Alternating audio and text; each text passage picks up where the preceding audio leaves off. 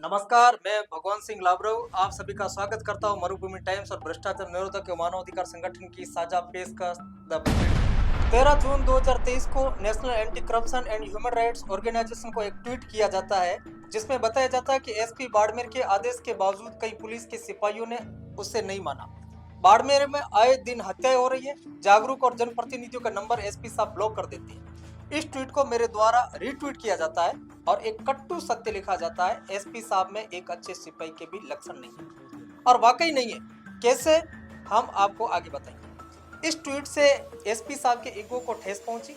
14 जून को एसपी साहब रामसर थाना अधिकारी को एक आदेश जारी करते हैं जिसमें लिखा जाता है, भगवान सिंह लाबरव द्वारा आपत्तिजनक टिप्पणी की है तो कार्रवाई कर एसपी कार्यालय को सूचित किया जाए। अब एसपी साहब को ये लगा कि मैं एसपी हूं और मेरे खिलाफ कोई कैसे लिख सकता है। अभी दिखाता हूं मेरा पावर। एसपी साहब शायद भूल गए कि वर्दी कानून की रक्षा करने के लिए दी गई है, ना कि कानून को अपनी बपोती समझकर कुछ भी करने की। एसपी साहब का आदेश पाकर रामसर पुलिस मेरे घर पर गिरफ्तारी के लिए आ जाती है, लेकिन उस वक्त मैं घर पर मौजूद नहीं था।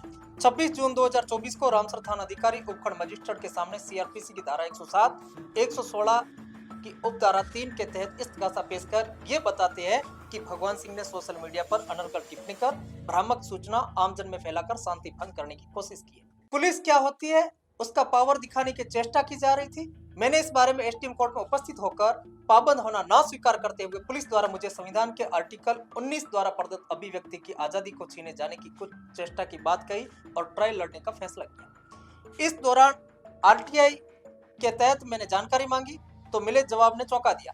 आरटीआई आवेदन में श्रीमान पुलिस अधीक्षक द्वारा भगवान सिंह के विरुद्ध कार्रवाई के लिए थानाधिकारी को दिए गए आदेश की प्रमाणित प्रतिलिपि मांगी गई, जो जवाब मिला कि एसपी साहब द्वारा ऐसा कोई आदेश नहीं दिया गया। गौर से देखिएगा, स्क्रीन पर दिख रही आदेश की कॉपी को सबसे ऊपर लिखा है कार्यालय पुलिस अधीक्षक बाड़मेर। इस आदेश में कार्रवाई के लिए लिखा गया है जिला पुलिस अधीक्षक ने अपने हस्ताक्षर कर रखे हैं। जब एसपी साहब ने आदेश नहीं दिया तो ये कार्यालय पुलिस अधीक्षक बाड़मेर से जारी जिस पर एसपी साहब ने हस्ताक्षर कर रखे हैं, ये आदेश कहां से आया। एक सूचना ये भी मांगी गई थी कि पुलिस अधीक्षक बाड़मेर द्वारा भगवान सिंह को धारा 151 में गिरफ्तार किए जाने के आदेश की प्रतिलिपि उपलब्ध करवाए, तो जवाब मिली कि ऐसा कोई आदेश थाना हाजा पर प्राप्त नहीं हुआ। तो फिर पुलिस मुझे गिरफ्तार करने मेरे घर पर किसके आदेश से आई और किस जुर्म को कारित करने पर गिरफ्तारी का प्रयास किया गया। जब कोई शिकायत, कोई आदेश नहीं था तो ये कूट रचित आदेश किसने तैयार किया। कूट रचित आदेश तैयार कर कोर्ट के समक्ष पेश तक कर दिया गया। हम बताते हैं आपको कि ऐसा क्यों होगा। एक ट्वीट जिसमें सच्चाई लिखी गई थी, एसपी साहब के ईगो को ठेस पहुंची और एसपी साहब ने अपना पावर दिखाने की ठानी। एसएचओ रामसर को बताया गया कि भगवान सिंह को दिखाना है कि पुलिस का पावर क्या होता है। एसएचओ रामसर थाने में कार्यरत कांस्टेबल बाबूलाल पोटलिया ने अपने आका को खुश करने के लिए एक पुलिस अधीक्षक के नाम का फर्जी आदेश बनाया ताकि मुझे गिरफ्तार कर पाबंद करवाया जा सके, और उस आदेश को आधार बनाकर सीआरपीसी की धारा 107 और 116 के तहत कोर्ट में इस्तगासा पेश किया गया। इन्हें ये पता नहीं था कि खाकी पहनने से कानून आपकी बपोती नहीं हो जाती है।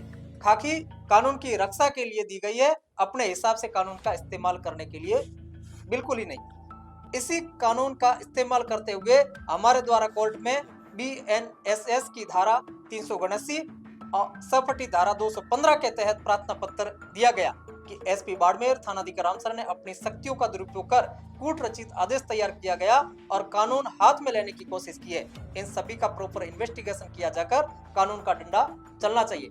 पद जनता की सेवा के लिए मिला है और कानून से ऊपर तो भारत के महामहिम राष्ट्रपति भी नहीं है। इस बात को ध्यान में रखा जाना चाहिए। इस घटनाक्रम से ये बात साबित हो जाती है कि एसपी बाड़मेर में एक अच्छे सिपाही के लक्षण भी नहीं है, जो एक ट्वीट मात्र से अपना आपा खो बैठे और कानून अपने हाथ में ले लिया। इस घटनाक्रम से ये भी समझा जा सकता है कि अपराधियों में विश्वास और आमजन में भय क्यों व्याप्त है। मुलाकात होगी अगले एपिसोड में एक नए भचीड़ के साथ। नमस्कार।